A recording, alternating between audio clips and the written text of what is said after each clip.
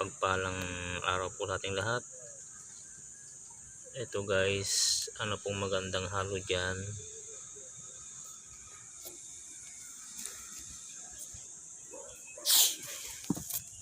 Ito pa, meron pa pong dalawa na sumisibol.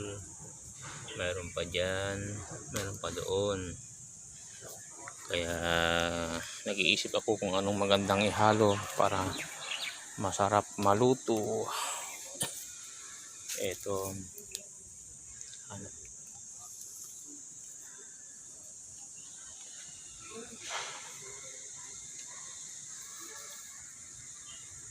meron pa po dyan guys. So isip-isip muna tayo kung anong magandang panghalo natin.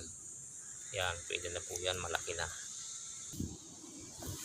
Ito yung masarap na panghalo dun sa labong guys. Yan, mga dahon ng saluyot at talbos. Saka ito yung dahon at talbos ng alokbati. Yan ang napakasarap ihalo po doon guys. Tapos konting talong, ano pa, yun, ito ang isa pang masarap panghalo dyan.